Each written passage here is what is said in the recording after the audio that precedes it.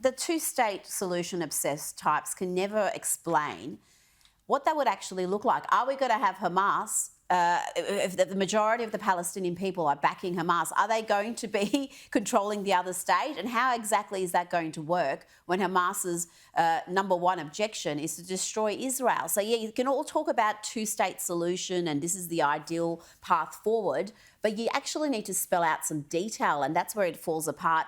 And talked about the leftist idiots in the West, and that extends, sadly, to the bulk of the media.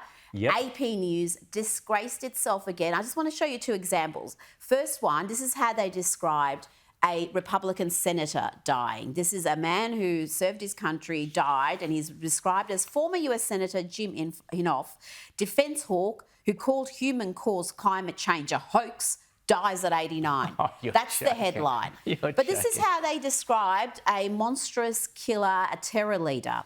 Charismatic and shrewd. And look at long-time Hezbollah leader Hassan Nasrallah. I mean, this is the same thing they did with the Islamic State leader when he was. Can you remember they called him a religious scholar or some other. And they did it with one term. of the Hamas characters, the one who was blown up in Iran. They said, "Oh, he's the moderate." I think even the Australian media went, "Oh, he's the moderate. Why are Israel blowing up the moderate?" the moderate terrorists. But that's the Western media, Rita. Let me just read you a tweet from a Lebanese person, a civilian. As a Lebanese, this is a bloke called Jonathan El-Khoury. As a Lebanese, this is one of the happiest days in Lebanon's history, he writes.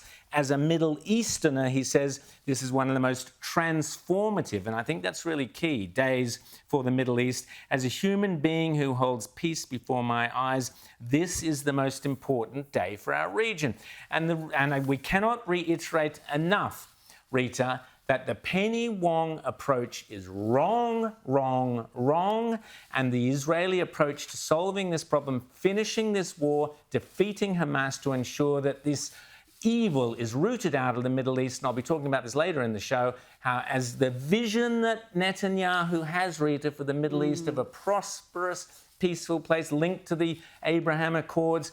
Let's hope Trump gets back in because we can see a bright future for the Middle East if he does. Let's talk about that because I think that is another critical point.